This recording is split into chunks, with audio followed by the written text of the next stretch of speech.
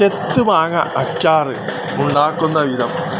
ആദ്യം ഇങ്ങനെ മാങ്ങ ചെത്തുക, പിന്നെ നൈസായിട്ട് ചെത്തുക. നൈസായി ചെത്തി ഒരു 1.5 കിലോ മാങ്ങ ഇങ്ങനെ നൈസായിട്ട് ചെത്തി വെക്കുക. ചെത്തി വെച്ചിട്ട് ഒരു 2 പിടി ഉപ്പ് 3 പിടി ഉപ്പ് ഇങ്ങനെ എടുത്ത് വയ്ക്കുക. 2 ദിവസം കഴിയുക. 2 ദിവസം കഴിഞ്ഞാൽ ഇതിൽ വെള്ളം വരും. ഒരു ജാതി ഉപ്പും വെള്ളമൊക്കെ കൂടിയിട്ട് മിക്സാവും. മിക്സായി വരുമ്പോൾ എന്ത് ചെയ്യണം?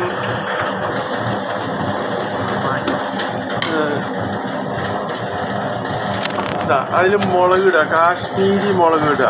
അത്ര ഒരു വലിയ 2 സ്പൂൺ ഇടുക. ഇത് എരിവില്ലാത്ത മുളകാണ് കേട്ടോ. എരിവില്ലാത്തവർക്ക് കൂട്ടാം. എരിവ് വേണ്ടവർക്ക് മറ്റേ മുളക് ഇടുക, ചുവന്ന മുളക് വറുത്ത് ചുവന്ന മുളക് ഉണക്കി പൊടിച്ചത് കേട്ടോ. അത് കഴിഞ്ഞിട്ട് ഇളക്കുക, നന്നായിട്ട് ഇളക്കുക. നന്നായിട്ട് ഇളക്കിയതിന് ശേഷം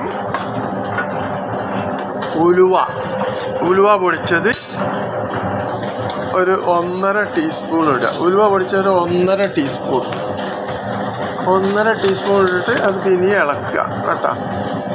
അത് കഴിഞ്ഞ് ആവശ്യത്തിന് കായപ്പൊടി കുറച്ച് ചേർക്കുക. കായപ്പൊടി നല്ല ടേസ്റ്റായിരിക്കും കായപ്പൊടി ചേർത്ത് കഴിഞ്ഞാൽ. എന്നിട്ട് നല്ല മിക്സ് ചെയ്യുക. നല്ല മിക്സ് ചെയ്ത് കഴിഞ്ഞാൽ ചെത്ത് മാങ്ങ അച്ചാറായി. ഇനി ഇതിലെന്താ വേണ്ടത് വെച്ചാൽ കുറച്ച് എണ്ണ, നല്ല എള്ളെണ്ണ ഒരു 10 ml തിളപ്പിച്ചിട്ട് അതിലൊഴിക്കുക. ഒഴിച്ച് കഴിഞ്ഞാൽ തന്നെ നല്ല സ്മെല്ല് വരുന്നുണ്ട്. അപ്പം ചെത്ത് മാങ്ങ അച്ചാർ നല്ല ടേസ്റ്റായിരിക്കും. ഇത് എരിവ് കൂട്ടാത്തവർക്ക് ഈ മുളക് പൊടി ഇട്ട് കൂട്ടാം.